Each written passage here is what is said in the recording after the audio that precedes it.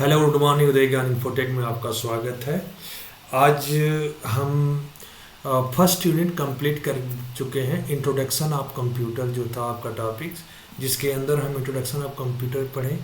फिर उसके बाद हम उसके हिस्ट्री ऑफ कंप्यूटर पढ़ें। फिर उसके बाद आपका जनरेशन ऑफ कंप्यूटर पढ़ें। फिर उसके बाद एप्लीकेशन ऑफ कंप्यूटर पढ़ें। और उसके बिहेव पर मैंने आपको 2 क्लास में प्रैक्टिस क्वेश्चन जो कराए, लगभग हमारे ख्याल से एक्सप्रोक्सीमेट 100 के नियर बाई रहे होंगे। तो लगभग 100 क्वेश्चन मैंने उस टॉपिक के हिसाब से कराया था।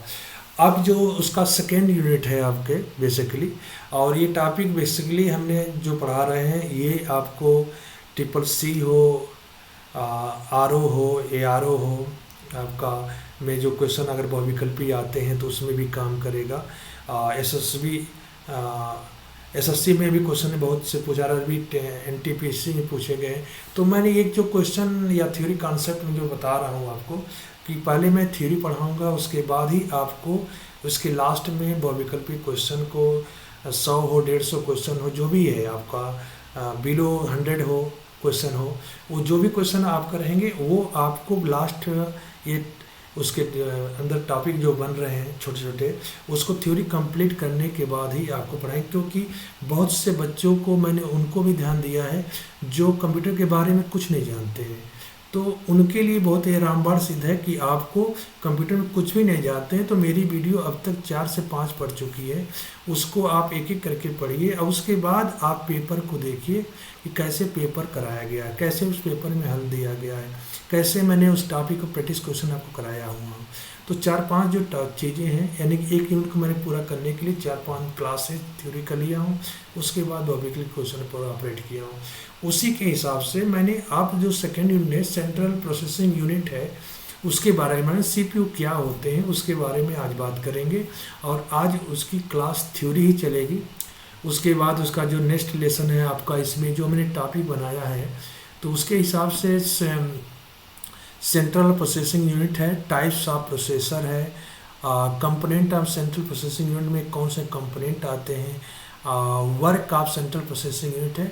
और उसके बाद मैं इसमें क्वेश्चन अभी बन रहे हैं, क्वेश्चन थ्योरी चूँकि बन चुकी है प्रैक्टिकल आपको कराने के लिए, तो वो कंप्लीट होने वाले हैं पेपर, तो वो भी पेपर इसमें जोड़ दिए जाएंगे।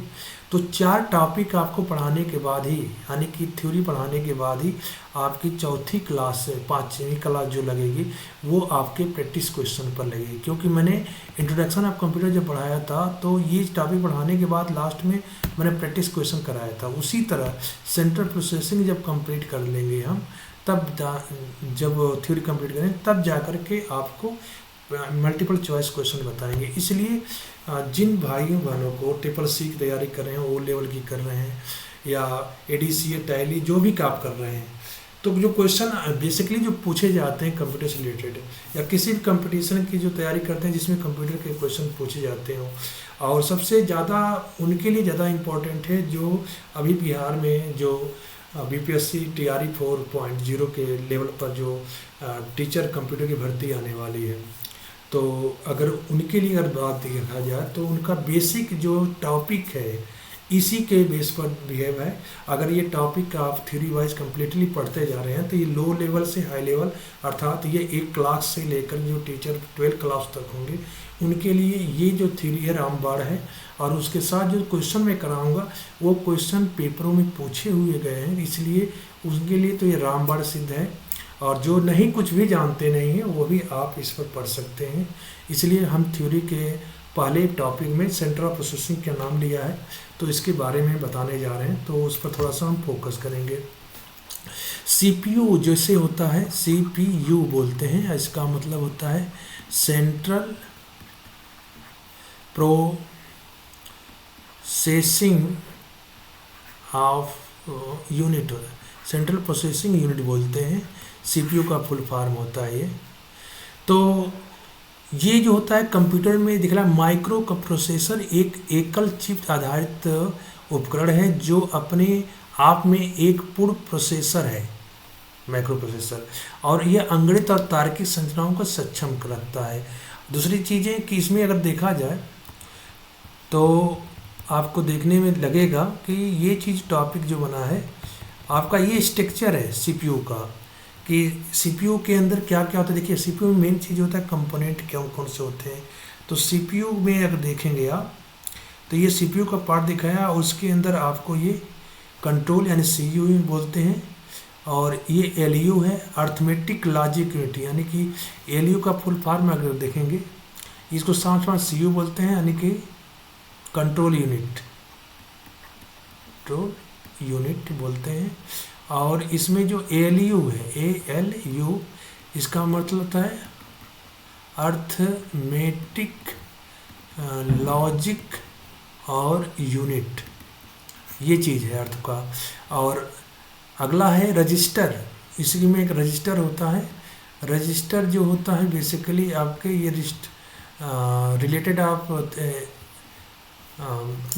रिलेटेड आप मेमोरी से पार्ट होता है, जो 0 1 के फॉर्मेट में डेटा को सेव रखता है, बिट फॉर्मेट में जिसे कहते हैं, बिट फॉर्मेट में। और उसके बाद ये प्राइमरी मेमोरी जिसे रैम कहते हैं, और उसके बाद सेकेंडरी मेमोरी मतलब हार्ड डिस्क हुआ, फ्लॉपी हुआ, पेन ड्राइव हुआ, ये सब आपके मतलब सेकेंडरी स्टोरेज है। जब आपको मेमोरी पढ़ाएंगे तो इसमें डिस्कस करेंगे, बस आप इसमें जानते रहिए क्या क्या चीज़ें हैं इसके अंदर। दूसरी चीज़ लिखा है कि प्रोसेसर एक हार्डवेयर डिवाइस होता है जो डेटा को सार्थक जानकारी को प्रदान करता है। सीपीयू में सबसे सेंट्रल का अर्थ होता है सेंट्रल प्रोसेसिंग यूनिट होता है। सीपीयू कंप्यूटर सिस्टम का मुख्य भाग होता है, यानी कि मेन भाग जो होता है सीपीयू, इसलिए कंप्यूटर को सीपीयू का मस्तिष्क भी बोलते हैं। देखिए यहाँ इंपॉर्टेंट है, सीपीयू को कंप्यूटर का मस्तिष्क या इलेक्ट्रॉनिक मस्तिष्क या माइक्रोचिप के रूप में भी जाना जाता है। यानी कंप्यूटर में सीपीयू का कई नाम होते हैं। पहले कुछ लोग सामान्यतः मस्तिष्क बोलते हैं, ये भी करेक्ट होगा। कुछ लोग इलेक्ट्रॉनिक मस्तिष्क बोलते हैं, वो भी करेक्ट होगा। और कुछ लोग माइक्रोचिप बोलते हैं। तो मतलब सीपीयू के कई नामों से जाना जाता है, और तीनों नाम इंपॉर्टेंट, ध्यान दीजिएगा। इसलिए ये क्वेश्चन ज़्यादातर देखिए जितनी भी चीज़ें हैं ये पूछा जा चुका है कि कंप्यूटर का मस्तिष्क क्या होता है, माइक्रोचिप क्या होता है, तो तुम दिमाग बना कि सीपीयू होता है। सीपीयू का एक पर्सनल कंप्यूटर में कंप्यूटिंग कैलकुलेशन की प्रोसेसिंग करता है। सीपीयू जो होता है एक पर्सनल कंप्यूटर के अंदर देखा जाए तो कंप्यूटिंग कैलकुलेशन जो होता है या प्रोसेसिंग होती है उसको सीपीयू काम करता है। और प्राथमिक मेमोरी से सीपीयू द्वारा वर्तमान में निष्पादित प्रोग्राम या डेटा को शामिल होते हैं। सीपीयू की गति को देखिए, ये सबसे इंपॉर्टेंट क्वेश्चन आपके है कि सीपीयू की गति को किस में नापते हैं, हर्ट्स या मेगा हर्ट्स या फ्लॉप में मार्क। तीन चीज़ें हैं, ध्यान दीजिएगा। हर्ट्स रहेगा तभी करेक्ट होगा, मेगा हर्ट्स होगा तभी करेक्ट होगा, या फ्लॉप रहेगा तभी करेक्ट होगा। यानी कि सीपीयू की जो गति होती है, स्पीड होती है सीपीयू की आपकी, यहाँ पर देखा जाए तो सीपीयू की अगर स्पीड की बात करें तो स्पीड में इसके जो मापक होते हैं, पहला तो आपका हर्ट्ज होता है, हर्ट्ज, और दूसरा होता है मेगा हर्ट्ज, और तीसरा होता है आपका फ्लॉप पॉ, या ऐसे लिखिए फ्लॉप पॉ। तो ये चीज़ें जो होती हैं आपके तीनों जो हैं कंप्यूटर की स्पीड की गति को नापा जाता है। अगला है कि स्क्रैच पैड या कैश मेमोरी दोनों सीपीयू मेमोरी के ही शामिल होते हैं। यानी कि आपको स्क्रैच पैड बोलिए या कैश मेमोरी करिए, ये दोनों जो है सीपीयू के अंदर ही होती हैं। प्रोसेसर एक इलेक्ट्रॉनिक उपकरण है जो डेटा को, सूचना को प्राप्त करने में संसाधित करता है।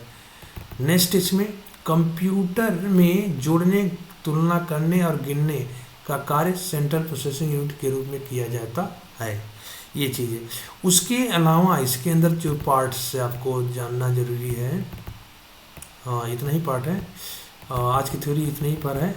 जैसे इसमें प्रोसेसर जो होते हैं सीपीयू में आपका जो आए आज तक है यूनिट में, जैसे इंटेल 2004 आया, 400 8080 है, 8086 है, 8087 है, 8088 है, पेंटियम WMX आया, पेंटियम प्रो आया, पेंटियम सेकेंड थर्ड्स, पेंटियम 4 है, सेलेरॉन 4 है, मोबाइल पेंटियम 4.0, पेंटियम डी है, Pentium Extreme Edition, Core D U, Core 2 DU, Core i3, Core i5, Core i7, 386, Intel 4086, IBM RS 6000, DEC Alpha 21064, DEC Alpha 21164, AI 64, Intel architecture 64, Intel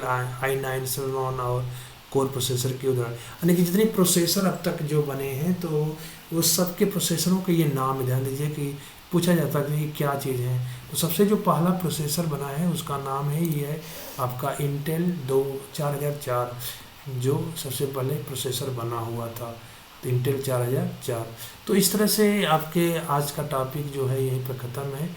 और मैं हमेशा बच्चों से निवेदन करूँगा कि जिनको भी तैयारी कंप्यूटर में करनी हो, वो CCC के हो, वो लेवल का हो, या किसी भी कंपटीशन की तैयारी करना है और कंप्यूटर से पूछे गए हैं, तो ये आपकी थ्योरी जो है रामबाण सिद्ध होगी और एक एक पॉइंट आपको समझाया जाएगा और उसके बिहेव पर आपको क्वेश्चन किया जाएगा। तो आप घर पढ़ें या कहीं पढ़ें।